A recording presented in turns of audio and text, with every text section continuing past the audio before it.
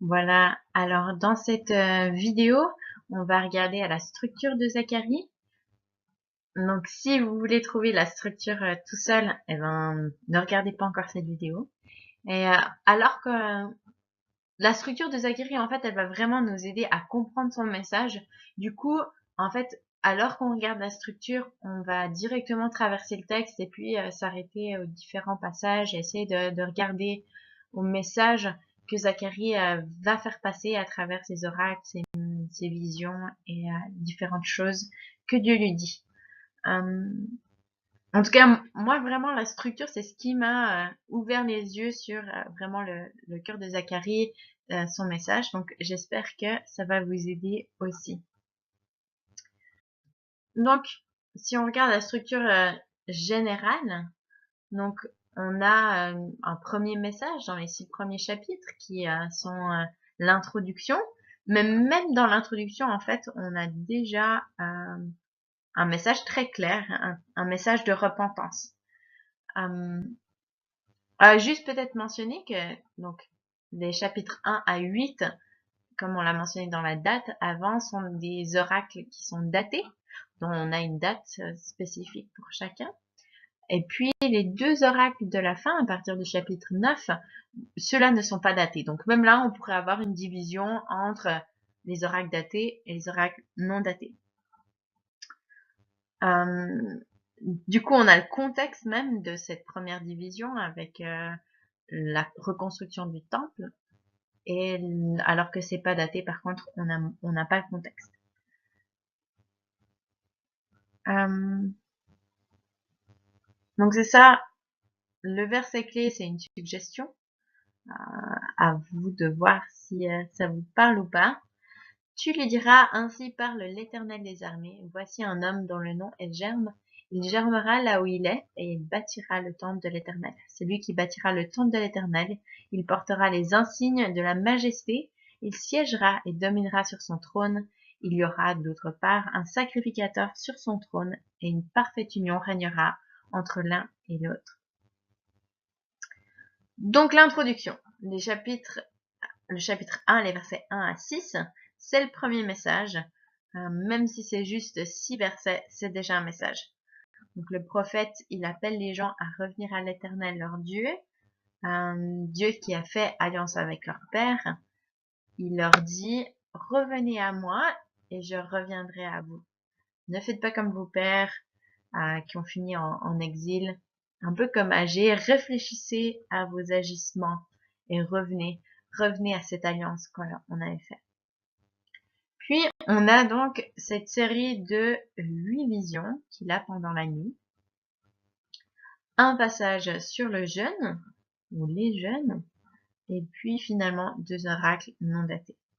Donc, on va continuer avec les visions. Les visions sont un peu bizarres, mais bon, on peut imaginer des fois quand on dort, qu'on rêve, nos rêves sont aussi un peu bizarres. Et c'est chaque fois ce qu'il dit, Zacharie, il dormait profondément et hop, il se fait réveiller avec cette vision bizarre. Et si on regarde à ces 8 visions, on voit elles sont toutes parallèles en chiasme.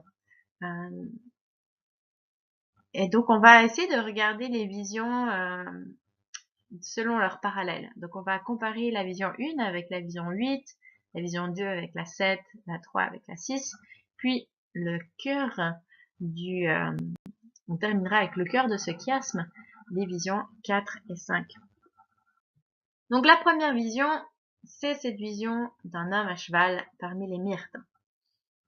Donc, et puis en opposition, en parallèle, on a la 8e vision qui est une vision de 4 chars aussi avec des cavaliers.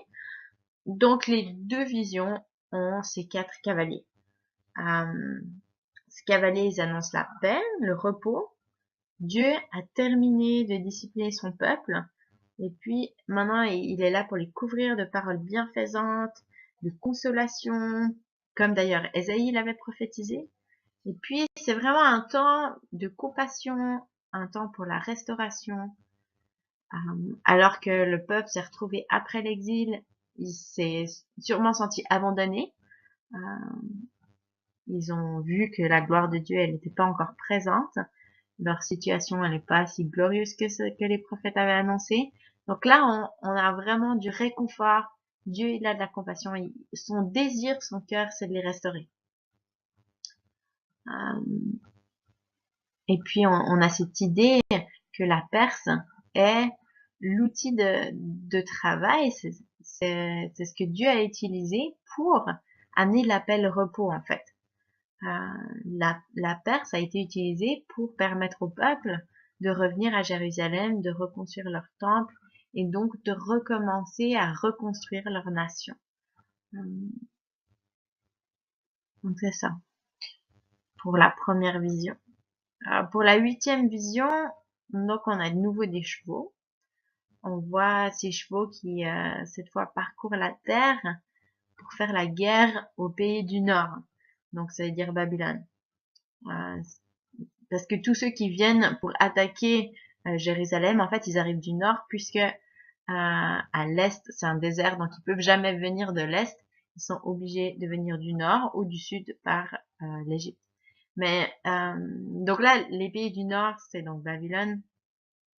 Ils sont venus pour attaquer Juda. Et puis Dieu va apaiser sa colère contre eux.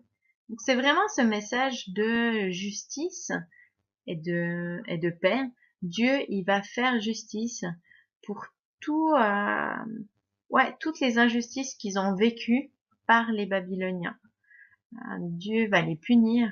Et puis, c'est ce qui s'est déjà passé, en fait, au moment où Zacharie parle, puisque les Babyloniens ont été détruits par les Syriens. Donc, les Perses, je veux dire, Sirius. Donc, on voit que à travers ces deux visions, c'est comme si Zacharie leur montre qu'est-ce qui vient de se passer. À travers la Perse, il y a la paix qui est arrivée, et puis leurs ennemis qui ont été jugés. Donc c'est pas forcément des choses futures, mais c'est plus, ça leur rappelle, ça leur explique en fait qu'est-ce qui vient de se passer, que c'est Dieu qui a fait tout ça, c'est Dieu qui a permis que Sirius puisse leur donner un temps de paix et de repos. C'est Dieu qui dirige ces choses-là, et c'est Dieu qui utilise la Perse pour juger et détruire donc les ennemis du Nord. Ensuite, on a la deuxième vision qui est en parallèle avec la 7e vision. Donc, dans la deuxième vision, on a des cornes qui, comme dans Daniel, ça représente des puissances politiques, celles qui ont dispersé Juda et Israël. Donc, Israël d'abord par l'Assyrie, puis Juda par Babylone. Mais ces cornes, elles vont être détruites, elles vont être abaissées par les forgerons. Donc, l'Assyrie, elle va être détruite par Babylone, et puis Babylone par la Perse. Et donc, de nouveau, on a un message de justice. Et puis, c'est pas pour le futur, mais c'est un rappel de ce que Dieu, il a fait. Alors oui, j'avoue, c'est un peu expliqué avec des visions bizarres, mais quand même, ça reste que c'est ce qui s'est passé.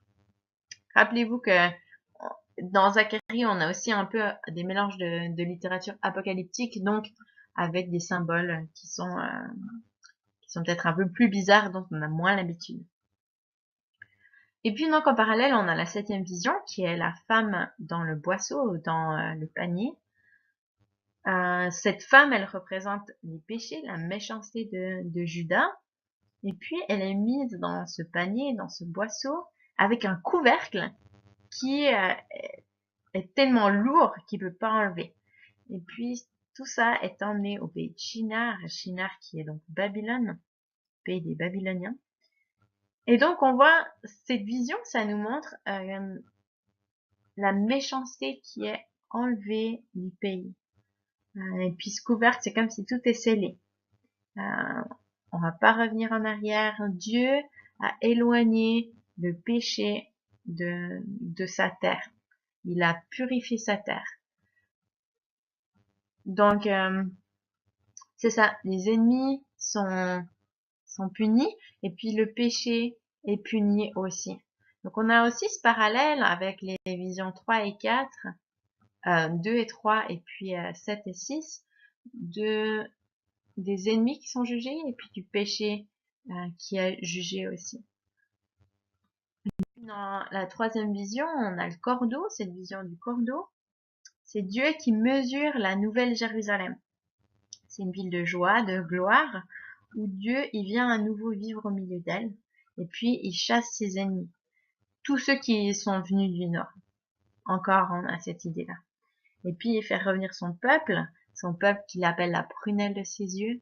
Donc vraiment, beaucoup d'amour, beaucoup de...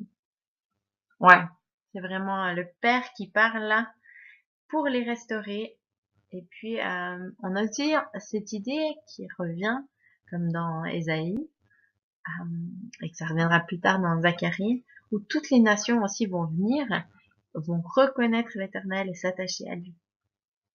Donc, c'est un peu une image du royaume de Dieu qui vient, du salut des nations, qui s'accomplit dans le Nouveau Testament, avec Dieu qui est de nouveau dans sa ville, à travers Jésus, Jésus qui vient dans sa gloire à travers la résurrection, et puis toutes les nations qui sont sauvées. Jésus qui va aller vers les Samaritains, qui va sauver les officiers romains. Donc, ouais, on voit que ça commence déjà à s'accomplir dans le Nouveau Testament. Puis la sixième vision, c'est celle du rouleau volant. De nouveau, oui, des visions quand même un peu bizarres. Mais vous avez déjà fait l'Apocalypse, alors vous avez l'habitude.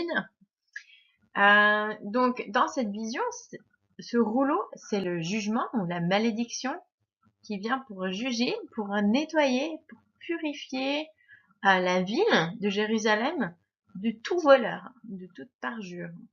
Donc, tout ce péché qui vient pour voler, qui vient pour mentir, parjurer, tout ça c'est chassé et c'est consumé comme un feu qui consume tout ce qui est mauvais. Donc on a cette image de la Nouvelle Jérusalem qui avant, dans la troisième vision, c'est une ville de joie, de gloire. Ici, c'est une ville qui est purifiée, qui est nettoyée de tout péché.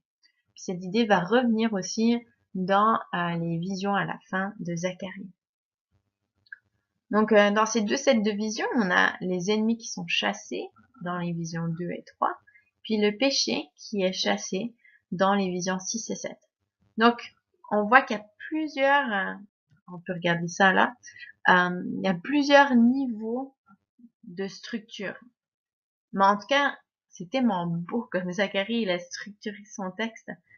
Franchement, heureusement qu'il y a la structure qui aide un peu à passer par-dessus les visions bizarres et puis du coup aller directement au cœur plutôt que de s'arrêter à chaque détail de chaque vision, qu'est-ce que ça symbolise, mais juste de regarder au message qui est transmis. Et du coup là c'est clair.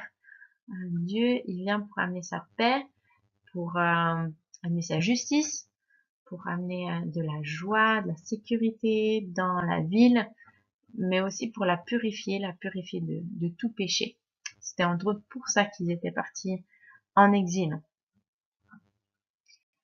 Et puis on arrive donc au cœur de ces visions, les visions 4 et 5, où là on a Josué et Zorobabel qui sont pas mal au centre de ces visions. Donc ça concerne donc les deux leaders de l'époque, Josué le grand prêtre et Zorobabel le gouverneur. Donc la quatrième vision, on a Josué qui portait symboliquement des habits sales qui représentent le péché d'Israël. Et puis Dieu qui lui donne une nouvelle tunique qui représente cette grâce de Dieu, son pardon. Un peu comme à Yom Kippour, à la journée des expiations. Pour un rappel, je vous encourage à relire Lévitique 16 pour vous rappeler un peu de cet événement. Mais on a donc l'ange qui dit à Josué que s'il est fidèle, alors il va être ce symbole du Messie à venir, ce Messie qui arrive, celui qui va enlever la faute du pays en un seul jour. Et puis nous, on sait que Jésus est le Yom Kippour ultime. Une fois pour toutes, à travers son sacrifice, il a accompli cette œuvre de purification, de pardon des péchés, d'expiation des péchés, une fois pour toutes, de fait que après il y avait plus besoin d'avoir ces rituels à la fête des expiations année après année, puisque le sacrifice a été fait une fois pour toutes. Donc ce Messie, il arrive en amenant la paix, la sécurité, l'abondance. Donc oui, Zacharie, c'est vraiment un livre d'espoir. Donc en parallèle, on a cette 5e vision avec le chandelier et puis les 2 oliviers. Donc on a 2 oliviers qui sont connectés et l'huile alimente le chandelier qui représente donc la présence de Dieu avec les 7 flammes, c'est complet. Et puis ces 2 oliviers, donc les 2 rameaux, représentent Josué et Zorobabel, les 2 leaders qui sont en train de diriger les travaux de reconstruction du temple. Donc cette lampe, c'est vraiment la présence de Dieu qui est avec eux.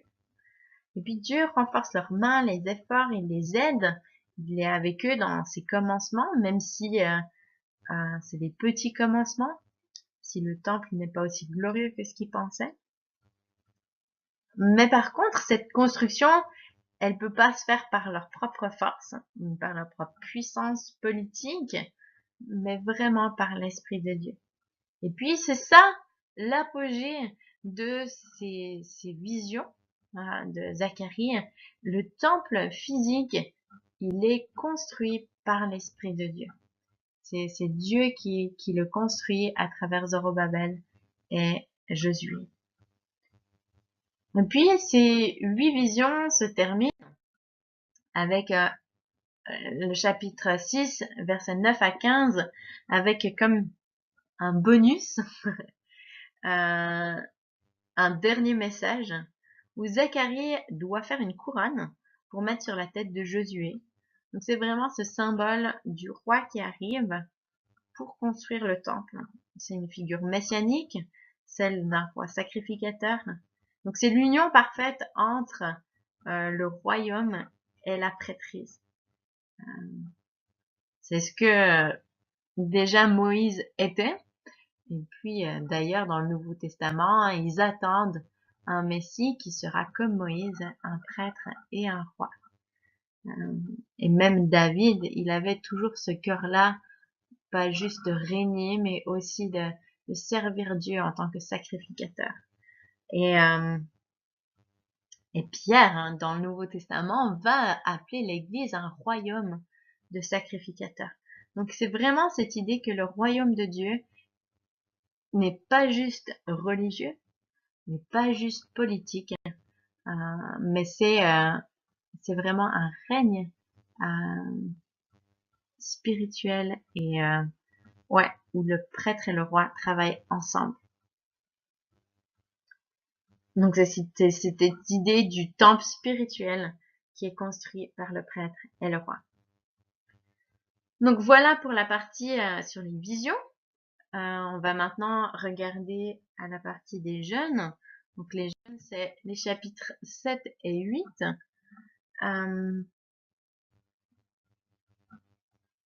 Donc cette partie des jeûnes reste dans le contexte au niveau des dates. Donc ça reste le contexte de la reconstruction du temple. Donc là, ça fait 2 ans qu'ils ont recommencé les travaux. Il leur reste 2 ans de travail avant que le temple soit terminé. Donc il y a peut-être encore toujours un peu de désillusion. En tout cas, il y a des questions. Et en gros, les gens se demandent si c'est encore le temps de faire le deuil, de jeûner, ou bien est-ce que le Messie n'arrive pas bientôt. Donc les jeûnes de Zacharie, dont Zacharie fait mention, ils ont été mis en place suite à la chute de Jérusalem. Donc si on regarde Zacharie 8, verset 19, on voit qu'il y a 4 jeûnes qui sont mentionnés. On a le jeûne du 14e mois, on a le jeûne du 5e, le jeûne du 7e et le jeûne du 10e. Alors, pour vous donner un petit peu à quoi correspondaient ces jeûnes, le jeûne du 4e mois, c'était un jeûne pour se rappeler, se commémorer de la brèche qui avait été faite dans Jérusalem. dans le jeûne du 5e mois, c'était le jeûne pour se commémorer la destruction de Jérusalem et du temple. Le jeûne du 7e mois, c'était donc une commémoration de l'assassinat de Guédalia. Guédalia, c'était le dernier gouverneur à être à Juda après que tout le monde soit déporté, après que tout le monde soit parti de Juda. Il restait juste une poignée de gens, dont Guédalia. Et puis Guédalia va être assassiné. Et donc c'était une commémoration pour ça. Vous pouvez lire tout ça dans 2 Rois, le dernier chapitre. Et puis le dernier jeûne dans l'année, hein, c'est le 10e mois, mais en fait c'est le premier événement qui s'est passé. C'était donc le siège qui a été fait à Jérusalem le 10e mois. Donc voilà un peu, ça fait quand même beaucoup de jeûnes. Avant, dans les festivals ou dans la loi, dans le fond, il y avait seulement un jour où ils devaient jeûner, c'était justement Yom Kippour, la journée des expiations. C'était le seul jour où ils devaient jeûner.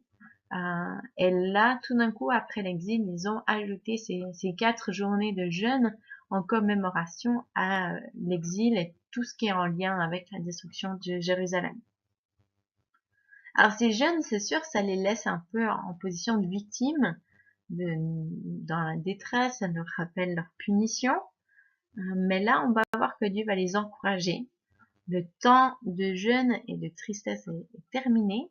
C'est le temps de la restauration, de l'adoration, et puis de revenir à l'Éternel. Surprise aux surprises, dans cette partie sur les jeûnes, on a de nouveau un chiasme.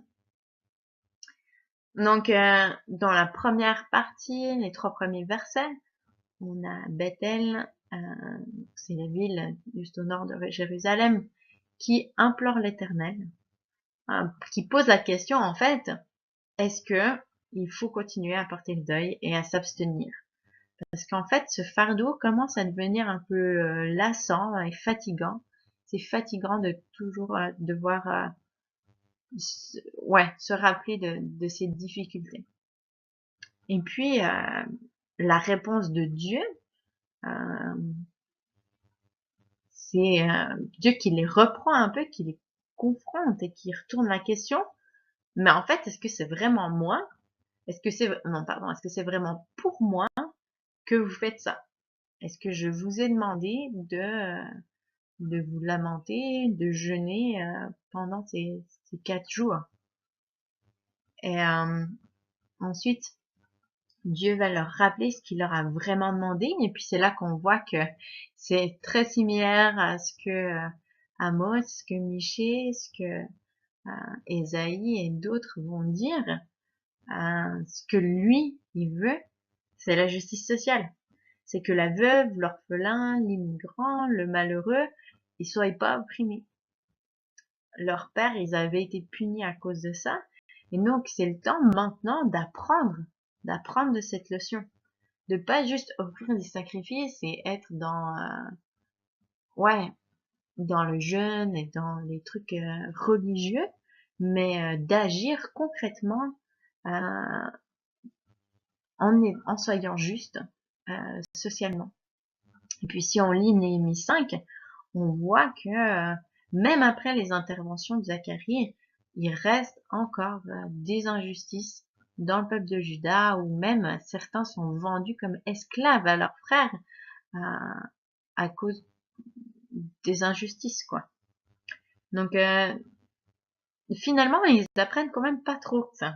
Et puis nous, si on est honnête avec nous-mêmes, aujourd'hui, la justice reste quelque chose que on lutte encore énormément. Il y a tellement de problèmes d'injustice, même si en Occident, on a l'impression que ça va mieux, qu'on a moins d'injustice. Si on regarde de manière globale, il y a encore énormément d'injustice. Et donc le centre de ce chiasme, qui est donc le chapitre 8, les versets 1 à 13, on a Dieu qui les encourage de nouveau par rapport à la restauration et la bénédiction qu'il veut amener à Jérusalem. Lui, il vient pour y demeurer. De nouveau, c'est toujours ce thème avec le temple. Le but du temple, c'est que Dieu il vienne au milieu d'eux. Alors là, on le voit, alors qu'ils sont en train de construire le temple, Dieu, il veut venir à Jérusalem, il veut venir demeurer au milieu de son peuple. Et puis, alors que sa présence vient, eh ben, ça amène la vérité, ça amène la sainteté, ça amène la vie, le salut, la justice, la paix, l'héritage, la bénédiction. Et, euh, et ce passage se termine avec cette exhortation. Soyez sans crainte et que vos mains se fortifient. Continuez à construire le temple. Continuez ce travail-là. On veut la présence de Dieu au milieu de nous. On veut qu'elle vienne. Mais c'est ça. Dieu, il veut revenir. Les versets 14 à 17. Mais pour qu'ils reviennent, eh ben, à eux de ne pas faire le mal comme leur père. Ils n'ont pas à craindre, mais ils doivent marcher et juger selon la vérité et la paix. L'injustice doit se terminer. Et alors, si la justice se termine, alors les jeunes vont être changés en fête.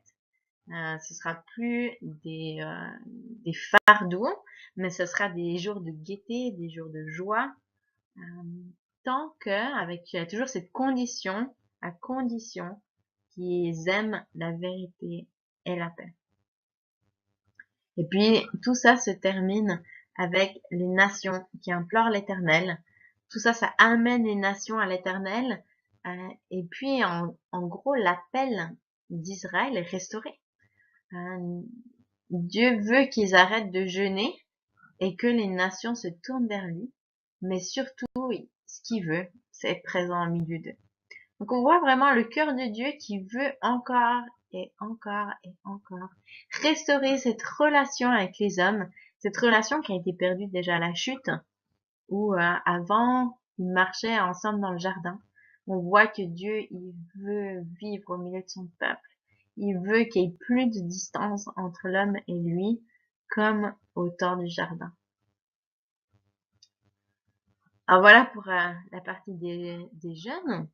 Dans la deuxième partie du livre, donc comme j'ai dit, c'est un petit peu plus difficile à comprendre et interpréter parce que on n'a pas vraiment de contexte qui est donné, contrairement au chapitre 1 à 8, où on sait que ça se fait pendant la reconstruction du temple, grâce aux dates.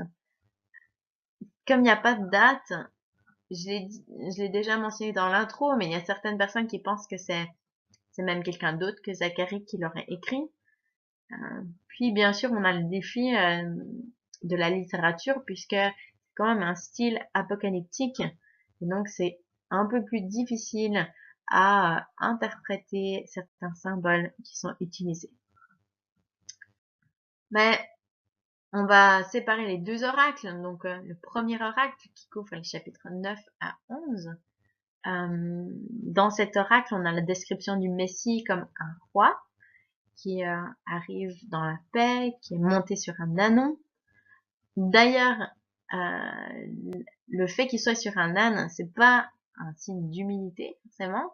C'est, en fait, les ânes, c'était la monture des rois lors de leur couronnement. Donc, c'est vraiment un symbole. Le fait qu'il arrive sur l'âne, ça confirme le fait que c'est bien un roi. Et puis, ensuite, ce roi, il est décrit comme un bon berger qui prend soin de son troupeau, mais qui est rejeté. Et donc, les brebis se retrouvent abandonnées aux mauvais bergers, qui sont les mauvais leaders. On va regarder plus ou moins en détail autant que possible. Je vous avoue que dans les détails, je comprends pas tout, mais ouais, on va regarder ce chiasme. C'est peut-être un chiasme, plus ou moins un chiasme. En tout cas, on a toujours cette idée de guerre en parallèle avec le roi et le berger qui arrivent. Et puis, au centre, un besoin de nettoyage de l'idolâtrie, comme on le verra encore dans le deuxième oracle. Donc, ce premier oracle, la première partie, les versets 1 et 8 du chapitre 9, Donc, on a une guerre ou des attaques par Yahweh qui vient du nord et qui va jusqu'à Jérusalem. On a les Philistins. Ouais, on a plusieurs nations là qui sont jugées, qui sont détruites. On a la Syrie, on a la Phénicie avec Tyr qui est mentionné. Toutes ces villes sont jugées, sont détruites par Dieu et on voit Dieu qui se rapproche de Jérusalem, mais cette fois c'est pour la protéger. Dans les autres prophètes, Dieu venait pour juger Jérusalem, comme dans Amos par exemple. Mais là, cette fois, il vient pour détruire les ennemis. Les Philistins sont aussi mentionnés, mais c'est étonnant parce que les Philistins ici, ils sont pas détruits, mais en fait, ils sont comme convertis. On a cette mention que, au verset 7, j'ôterai le sang de sa bouche et les abominations d'entre ses dents, sans que les Philistins se convertissent au judaïsme en changeant même leur façon de manger, en se convertissant en fait au régime alimentaire juif, donc aux lois alimentaires juives. Et puis on a aussi la comparaison avec les Yébusiens, qui étaient donc les habitants de Jérusalem, qui avaient été totalement intégrés au peuple juif. Alors, pour l'accomplissement de ça, il y a énormément d'idées différentes. Il y en a qui voient un parallèle avec ce qui s'est passé avec les Grecs qui sont venus et qui ont, sous Alexandre le Grand, qui ont détruit toutes ces villes pendant la période des Maccabées. Les Philistins se sont intégrés aux Juifs. Ils ont adopté culture juive. D'autres voient ça plus comme quelque chose de futur. Le problème, c'est que par exemple, il n'y a plus vraiment de Philistins. Donc c'est ça, il y a énormément en fait de suppositions différentes quant à l'accomplissement, qu'est-ce que ça représente vraiment. Mais dans tous les cas, on a cette idée de nations qui sont jugées, mais aussi de nations qui sont intégrées à Israël. Ensuite, on a donc le roi qui vient en paix. C'est cette image de Jésus, du Messie, qui vient sur un âne. Donc là, c'est assez facile. On a donc Jean qui donne l'accomplissement en disant que Jésus trouva un ânon, s'assit dessus, selon ce qui est écrit, sois sans crainte, fille de Sion. Voici ton roi vient, assis sur le petit d'une ânesse. Donc sur ce point-là, je pense qu'il n'y a pas trop de questions. Mais pour les lecteurs, c'est cette image de ce roi qui vient et qui vient pour amener la paix à Jérusalem. Ensuite, on retourne avec cette guerre sur Jérusalem. On voit par contre que c'est Dieu qui combat, c'est Dieu qui fait la guerre et c'est lui qui prend ce rôle pour protéger Jérusalem. On voit même l'image de la restauration après le combat, l'abondance, la bénédiction. C'est Jérusalem qui va récupérer tout le butin de la guerre. Et puis Juda et Ephraïm sont restaurés aussi dans leur place comme instrument de victoire. Ils sont plus écrasés, c'est plus la Syrie qui est la hache de Dieu, mais c'est Juda et Ephraïm qui sont l'arc de la victoire de Yahweh. Mais c'est très clair que la victoire, elle appartient pas à Juda ou à Ephraïm, mais à l'Éternel des armées.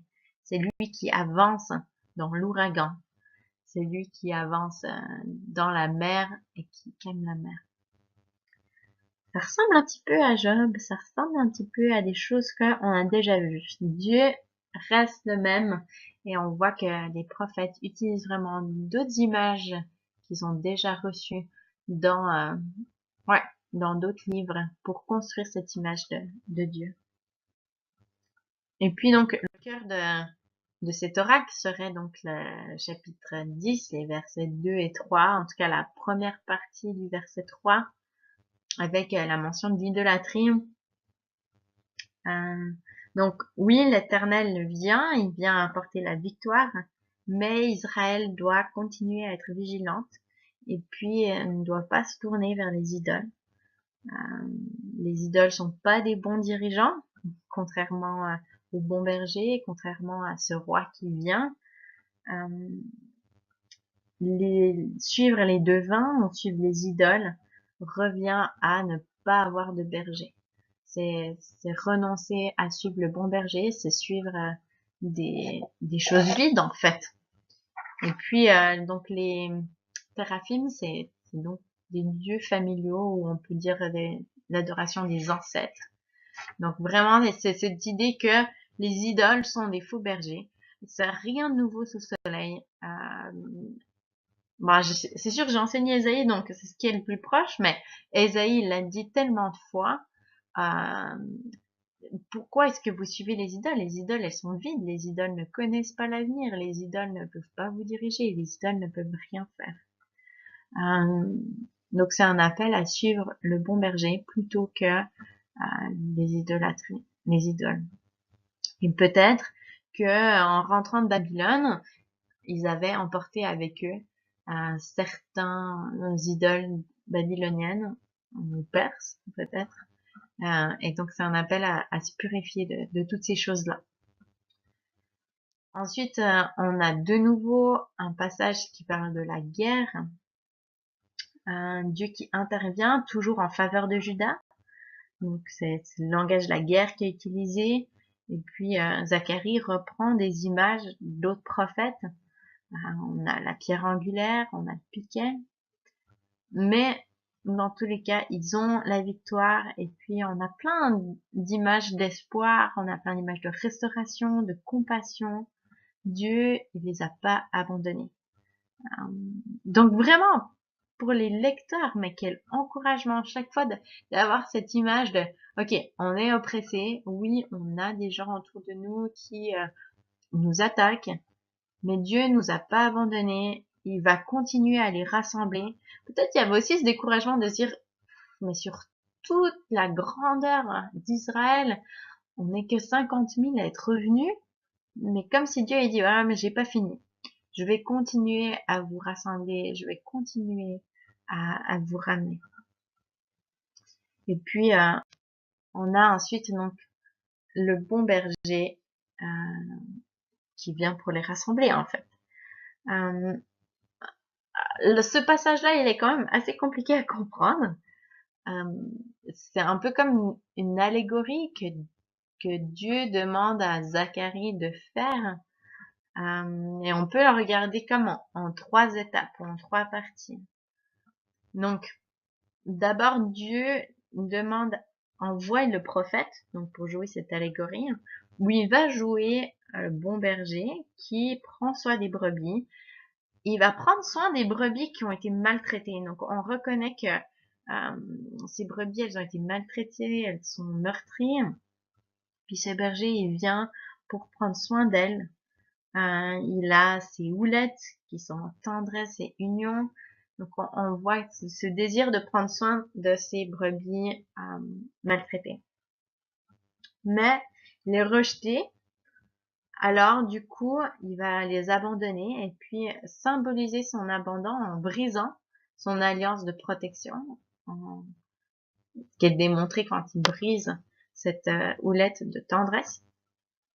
Et puis ensuite, on a ce bon berger qui demande son salaire. Et puis, en fait, en gros, il lui donne à peine le salaire d'un esclave. Donc, on voit le bon sarcasme. Voilà, j'aime trop le sarcasme dans la vie.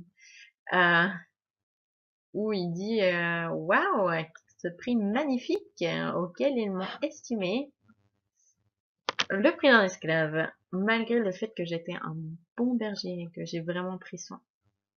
Et puis, il brise ensuite cette deuxième houlette qui représente l'union, la fraternité entre Juda et Israël. Et puis finalement, Dieu demande au prophète de jouer le rôle d'un berger insensé, avec cette idée que Dieu va les abandonner à ce berger insensé, dont les intentions sont pas bonnes. Si vous êtes un peu perdu dans ce passage, vous n'êtes pas seul. J'avoue que je suis pas au clair exactement de tous les détails, etc.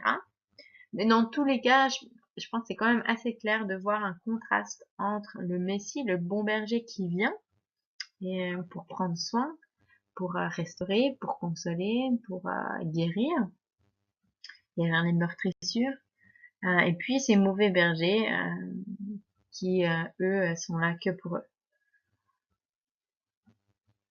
Mais c'est pas la première fois qu'on a un contraste entre les bons bergers et les mauvais bergers. Dans Ézéchiel, au chapitre 34, on avait déjà tout un chapitre sur les mauvais bergers. Et puis Jean, dans son évangile, va présenter Jésus comme le vrai berger, le bon berger. Quand Jésus dit « Je suis le bon berger », il est en train de dire « C'est moi qui accomplis les prophéties de Zacharie et puis de Michée et des autres où il était présenté comme le bon berger. » Donc voilà un petit peu pour ce premier oracle. Je ne sais pas si vous le comprenez mieux maintenant, mais voilà, c'est comme ça. C'est ce que je peux vous offrir. Et puis on va passer maintenant au deuxième oracle, où on a Jérusalem qui est sauvée. De nouveau, ça semble être un chiasme. Donc en fait, ces deux oracles, je ne l'ai pas mentionné, mais les deux, ça s'appelle une menace. En hébreu, c'est le mot massa qui est utilisé, qui signifie fardeau. Et puis, Jérusalem est vraiment au centre de cet oracle. La ville, elle sera envahie par des ennemis, mais elle sera sauvée par l'intervention divine de Yahweh. Il y a un reste qui sera purifié, et puis les nations qui assiégeaient vont en fait se retrouver à venir à Jérusalem pour l'adorer à la montagne de Sion. Donc, on va de nouveau regarder ces passages en les regardant en parallèle. Donc, on a dans le chapitre 12, les versets 1 à 9, les nations qui sont jugées. C'est les nations qui viennent attaquer Jérusalem. Elles sont en fait battues par Jérusalem. On a l'image de la coupe qui est utilisée de nouveau. On la connaît bien d'après les autres prophètes, qui représente la colère de Dieu. Donc, on voit que Jérusalem est difficile à prendre et que la victoire, c'est eux qui ont la victoire contre les nations. Donc, c'est vraiment encourageant quand vous pensez que c'est ça, ils étaient en exil, ils avaient été battus, maintenant ils rentrent chez eux à Jérusalem, mais ils sont encore opprimés, un peu de se dire, en fait, est-ce qu'on va rester des victimes tout le temps? Est-ce qu'on va toujours se faire battre? Est-ce qu'un jour on va retrouver notre puissance comme au temps de David? Et puis, donc, à travers ces oracles-là, ces paroles-là, c'est clair que Dieu les appelle à la victoire. Puis en parallèle, donc on a le chapitre 14 où Dieu vient à Jérusalem, il vient pour combattre, il vient pour combattre avec ses saints. Et puis, en fait, ce qui suit, c'est assez similaire de ce que Ésaïe avait déjà prophétisé. C'est des jours où Dieu sera la lumière, au point où il n'y a plus besoin de soleil, où il fera plus froid. Moi, j'aime des versets comme ça quand j'habite au Québec et qu'il fait tout le temps froid. Et puis, la ville, c'est une ville de paix, une source de vie pour les nations qui viennent adorer Dieu. Par contre, tous ceux qui se sont levés contre Israël seront punis d'une plaie qui va tous les toucher, y compris les animaux. Par contre, ceux qui se prosternent devant le roi et puis qui, entre autres, fêteront la fête des huttes, eux, ils vont être bénis, ils vont recevoir la bénédiction. Cette bénédiction qui vient à travers la pluie. Ce qui est similaire en fait au langage en Deutéronome 27 avec toutes les bénédictions, avec entre autres la promesse de la pluie. Concernant la fête des huttes, rappelez-vous que donc son but c'est de rappeler aux Israélites qu'ils avaient vécu dans le désert, de se rappeler de leur vie de nomade. Mais c'est aussi une fête qui marque la fin de l'année pour eux.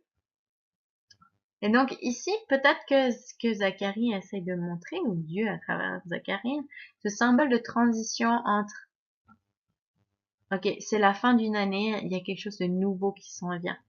Il y a un, un nouveau monde, un nouveau temps, ouais, une nouvelle Jérusalem, peut-être. En tout cas, une nouvelle ère qui s'en vient. Et puis, donc, ce chapitre 14 se termine avec cette image de la ville sainte pour l'Éternel. Tout ce qui est dans la ville est saint. Même les cloches des chevaux. Tout est saint. Il n'y a plus de séparation entre ce qui est sacré et séculier. Jérusalem devient, dans son entier, le temple saint de l'Éternel. Et puis, c'est en fait très similaire à ce qu'on lit dans l'Apocalypse avec l'arrivée de la Nouvelle Jérusalem. Les deux autres passages parallèles, donc on a le deuil et la purification d'Israël, dans le chapitre 12, verset 10 jusqu'au premier verset du chapitre 13. C'est l'image du Messie, le représentant de Yahweh, qui est transpercé. À cause de qu'il est transpercé, ça amène le deuil dans la ville. Mais ça ouvre aussi une source pour purifier et nettoyer Jérusalem du péché et de la souillure. Donc tout ça, c'est grâce à leur prière, à leur supplication, alors qu'ils se tournent vers Dieu. Puis en parallèle, on a donc un autre passage qui parle aussi du Messie, le berger.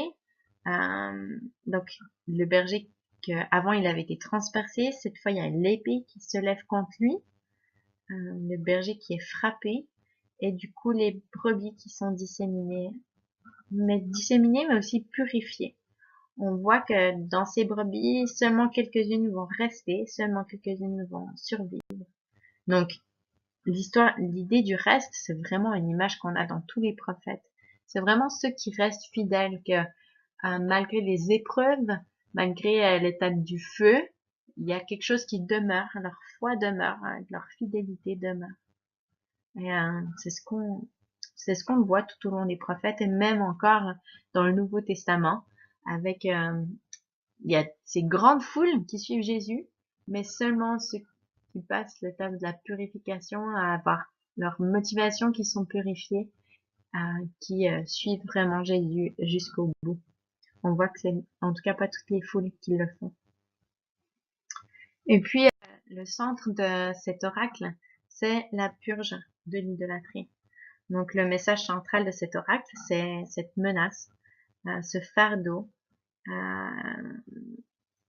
c'est la purge de toute idole, de toute impureté, mais aussi des faux prophètes. Et puis cette purge, elle est tellement puissante, les parents vont prendre enfin leur responsabilité d'éduquer leurs enfants et de discipliner leurs enfants au point où il n'y a plus personne qui voudra être un faux prophète. Il n'y a plus personne qui voudra se faire des incisions comme les, les prophètes des idoles.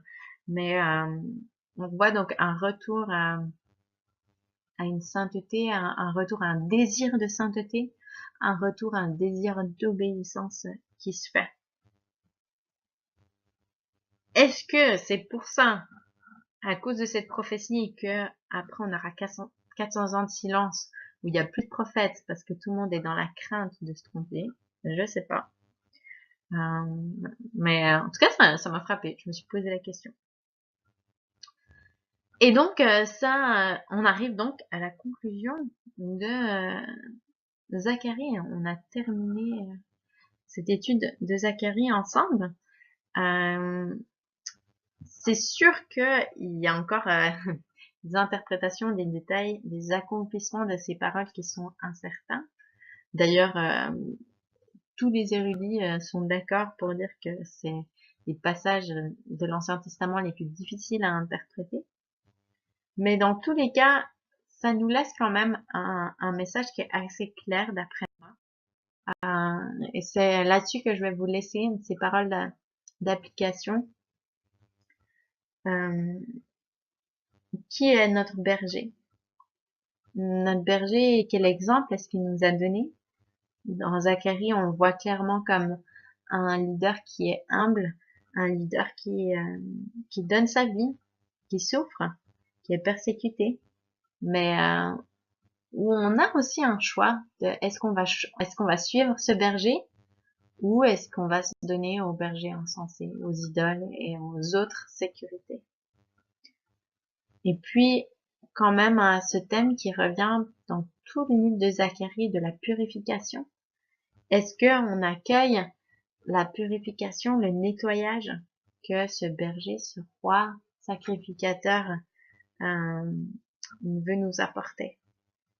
Est-ce qu'on accueille la présence de Dieu dans nos vies, dans le temple que nous sommes, comme une source qui va, oui, nous bénir, qui, oui, va nous protéger, qui, oui, nous protège de tous nos ennemis, mais également qui veut nous purifier et faire de nous ce lieu saint où il n'y a plus de séparation entre ce qui est sacré et ce qui est séculier. Et donc c'est sur ces pensées que je vais vous laisser. Je vous souhaite une bonne suite et fin d'études de Zacharie et une prochaine. Soyez bénis.